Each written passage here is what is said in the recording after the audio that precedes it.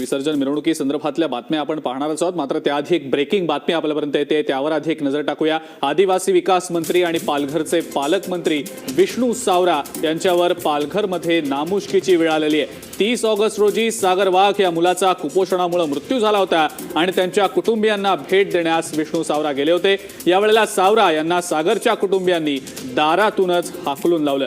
15 दिवस भेटायला वेळ मिळाला नाही का, असा संतप्त सवाल देखील या कुटुंबियांनी विचारला। नेमकं यावेळेला काय घडलं पाहूया। बोला 15 दिवसानंतर आलेत, बोला 15 का 20 दिवसाने बोला मी आलो म्हणजे येऊ नाही का? आले तुम्ही पहिल्या दिवशी जबाबदार आहे म्हणून त्याचा पेपर वाचताना आता माझे गरीब याचे दराशी येतात तुम्ही काय देतात तुम्ही? आमची ही परिस्थिती आहे, परिस्थिती आहे सगळ्यांचीच नाही सुधीवर येळवर सगळ्यांची नाही भेटत आता तुमचं असं झालंय शांत होऊ नये। आमचे गरीब लोकांची कोण सोय करणार? 4 महिने आम्ही एवढं त्याला 4 महिने आम्ही घेतली नाही ती ते टायमाला तुम्ही नाही ते टायमाला पण पेपर चालू होतं ना एवढ्यासाठी यांना सगळ्यांना बोलून घेतलंय का तुम्ही? काल पण येऊन गेले ते रोज दिवस पाहायला यायचे। तुम्ही आले कोणी?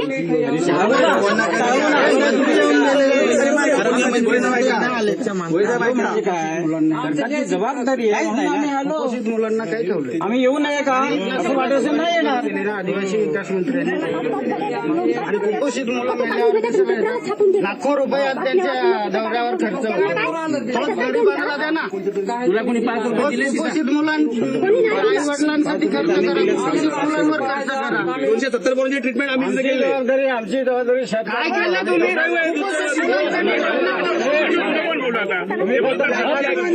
वाद घालायसाठी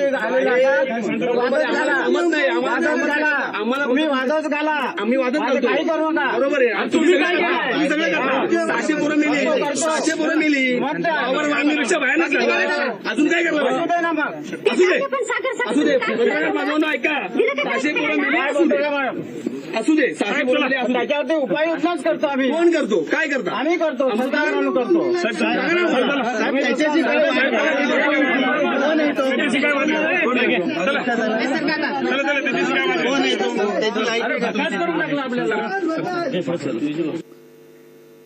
तर आदिवासी विकास मंत्री विष्णू सावरा यांच्यावर अक्षरशः नामुष्कीची ही वेळ ओढवली, कारण सागर वाघ या कुपोषित मुलाचा मृत्यू झाला होता। त्याच्या कुटुंबियांना भेट देण्यासाठी खरं तर विष्णू सावरा गेले होते, मात्र त्याच्या कुटुंबियांच्या रोषाचाच विष्णू सावरांना सामना करावा लागला। अधिक माहिती या संदर्भातली आपण जाणून घेणार आहोत। नाशिक ब्युरो चीफ अभिजित पाटील आहेत सध्या आपल्यासोबत। अभिजित, नामुष्कीची वेळ ओढवली खरं तर विष्णू सावरांवर, मात्र मुळात ही नामुष्कीची वेळ का ओढवावी हाच प्रश्न या निमित्तानं उपस्थित होतोय। काय नेमकं सांगता येईल त्याबद्दल?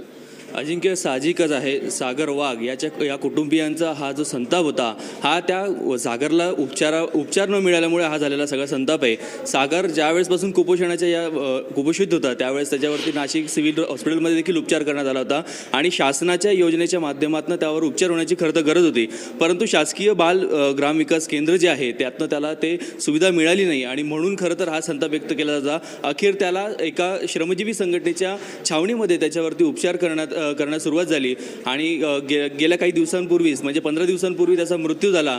आणि यांना अपेक्षा होती की पालघर हा मतदारसंघ विष्णू सावरा यांचा आहे, त्यामुळे त्यांनी या उपचारासाठी मदत करायला हवी होती, किमान त्याची भेट तरी घेऊन त्यांनी तिथं पाहणी करायला हवी होती अशी अपेक्षा होती, परंतु तसं घडलं नाही आणि म्हणून साहजिक ही प्रतिक्रिया जी आहे ती त्या कुटुंबियाची उमटली आहे आणि म्हणूनच हा संताप व्यक्त झाला आहे। बिलकुल अभिजित, 2 ते 2.5 महिन्यामध्ये तब्बल 13 कुपोषित बालकांचा मृत्यू पालघर जिल्ह्यात झालाय आणि खरं तर अतिशय गंभीर ही बाब आहे। मात्र कुठेतरी विष्णू सावरा यांच्यावर हा सगळा राग आता व्यक्त होतोय, कारण ते जिल्ह्याचे पालकमंत्री तर आहेतच, शिवाय ते आदिवासी विकास मंत्री आहेत। त्यामुळे इतकं गंभीर सगळं प्रकरण असताना देखील विष्णू सावरांनी 15 दिवस वेळ का लावला हा प्रश्न कुटुंबीय व्यक्त करताना दिसत आहेत। अभिजित, काय नेमकं याबद्दल सांगता येईल? सरकारी योजना भरपूर जाहीर केल्या जातात, मात्र त्यांचा काही फायदा या सगळ्या लोकांना मिळताना दिसत नाही, त्याबद्दल काय सांगता येईल?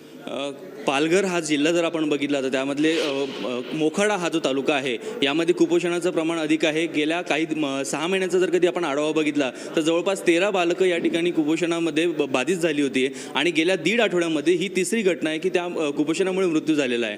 त्यामध्ये हा सागर वाघ जो आहे त्याच्यावरती उपचार सुरू होते, परंतु शासकीय योजना जी आपण म्हटली जाते बाल ग्राम विकास केंद्र हे गेल्या 14 ऑगस्ट 2015 पासून हे बंद झालंय. हे बंद का झालंय याचा जर कधी आपण विचार केला तर याला निधी नाही आहे म्हणून ही योजना बंद आहे आणि निधी अभावी योजना बंद झाल्यामुळे खरं तर हे असे कुपोषित बालकांना उपचार मिळत नाही. अखेर त्यांना अशा ज्या स्वयंसेवी संघटनेच्या माध्यमातून ज्या छावण्या उभारण्यात आल्या आहेत त्यामध्ये त्यांना उपचार घ्यावे लागत आहेत. म्हणून कुठेतरी सरकारी यंत्रणा या कुपोषित बालकांना बाहेर काढण्यास कमी पडतंय का असा प्रश्न देखील या ठिकाणी उपस्थित होतोय आणि यामुळेच खरं तर हा संताप या आदिवासी कुटुंबियांकडून व्यक्त होतोय. बिलकुल अभिजित, असाच आमच्यासोबत आपल्यासोबत सध्या श्रमजीवी संघटनेचे प्रवक्ते प्रमोद पवार आहेत फोन लाईनवरनं. प्रमोद पवार, धक्कादायक हा प्रकार आहे, विष्णू सावरांवर नामुष्की ओढवण्याची वेळ आलेली आहे, पण नेमका हा सगळा प्रकार घडला त्यावेळेला तुम्ही तिकडे उपस्थित होतात, काय नेमकं घडलं होतं, काय सांगता येईल त्याबद्दल? 30 ऑगस्टला सागरचा मृत्यू झाला आणि ही गोष्ट सगळ्या माध्यमांनी उचलून धरली, सर्वत्र पसरली, सगळे माध्यमाचे प्रतिनिधी ते पोहोचले. मात्र आदिवासी विकास मंत्री जे राज्याचे आहेत आणि त्याच विक्रमगड मतदारसंघाचे जे प्रतिनिधित्व करतात ते विष्णू सावरा त्या सागरच्या कुटुंबियांकडे त्या गावाकडे फिरकले सुद्धा नाही. आणि आज तब्बल 15 दिवसांनी ते त्या कुटुंबाला भेटायला आले आणि त्या कुटुंबाने जो संताप व्यक्त केला हा पूर्ण पालघर जिल्ह्यातल्या आदिवासींचं एक त्या कुटुंबाने प्रतिनिधित्व केलेलं आहे की आता हा संताप त्यांना अनावर झालाय. हे खूप डोक्याच्या वर पाणी गेलंय. तुम्ही वर्षभराचा आकडा बघाल बालमृत्यूचा तर 600 पेक्षा जास्त मुलं बालमृत्यूने मरण पावलेली आहेत. म्हणजे वावर वांगणीला जे 1992-93 ला घडलं, जो बालमृत्यूचा मोठा प्रकार घडला, मोठं कांड झालं, त्या तुलनेने दुपटीने आता बालमृत्यू झालेले आहेत या वर्षभरात.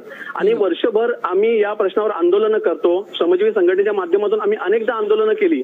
आम्ही सरकारने योजना बंद केल्यानंतर आम्ही खासगी छावणी सुरू केली आणि त्यात या बालकांना उपचार दिला. दुर्दैव असं की जेव्हा आम्ही छावणी सुरू केली आणि आंदोलनं केली तेव्हा सरकारने व्हीसीडीसी पुन्हा सुरू करण्याची घोषणा केली, मात्र ती योजना पुन्हा एकदा कागदावरच राहिली. घोषणा झाल्यानंतर सागरचे कुटुंबीय पुन्हा मुखाड्याकडे गेले. त्यांना वाटलं की व्हीसीडीसी सुरू होईल आणि गावातच सागरला उपचार मिळेल, मात्र तो उपचार मिळाला नाही आणि त्यामुळे सागरचा खरं तर मृत्यू झाला. सागरच्या मृत्यूस ही सरकारी अनास्था, पर्यायाने आदिवासी विकास मंत्री आणि हे प्रशासन कारणीभूत आहे असं आम्हाला वाटतंय. बिलकुल प्रमोद पवार, थँक्यू. आपण महाराष्ट्र वनची बोलात आणि प्रतिक्रिया दिली, त्याबद्दल सगळा वृत्तांत कथन केला. मात्र वाघ कुटुंबियांच्या संतापाचा उद्रेक झालेला पाहायला मिळाला. विष्णू सावरा यांना तो रोष जो आहे तो सहन करावा लागला. मात्र परिस्थिती इतकी गंभीर आहे की 15 दिवस विष्णू सावरांना दखल घ्यायला लागले का, हा अतिशय महत्त्वाचा प्रश्न या सागर वाघच्या कुटुंबियांनी यावेळेला विष्णू सावरांना विचारला. कुटुंबियांनी अक्षरशः त्यांना दारावरनच हाकलून दिलं असं आपण म्हणूया. खरं तर शब्द हा बरोबर नाही, मात्र वापरावा लागतोय कारण परिस्थितीच तशी आहे. आदिवासी विकास मंत्री आहेत विष्णू सावरा, त्यांच्या स्वतःच्या विक्रमगड मतदारसंघामध्ये कुपोषणामुळे मृत्यू होत आहेत, मात्र 15 दिवस दखल घ्यायला लागतात. ही खरंच नामुष्कीची गोष्ट असं म्हणायला लागणार आहे. मात्र एक अतिशय गंभीर प्रकार आणि जिल्ह्याचे पालकमंत्री आहेत विष्णू सावरा, आदिवासी विकास मंत्री आहेत, त्यांनाच या रोषाचा, या संतापाचा सामना करावा लागलाय. वाघ कुटुंबियांच्या संतापाचा उद्रेक पाहायला मिळाला. या संदर्भात आपल्याला माहिती दिली नाशिक ब्युरो चीफ अभिजित पाटील यांनी, त्याचे आभार याबद्दल. कारण ही माहिती जी आहे ती खरं तर आपण जितकी जास्त प्रेक्षकांपर्यंत पोहोचवावी तेवढं चांगलं, कारण हा प्रकार अतिशय गंभीर आहे आणि या प्रकाराबद्दल राज्य सरकार उदासीन आहे की काय असं सगळं दिसतंय.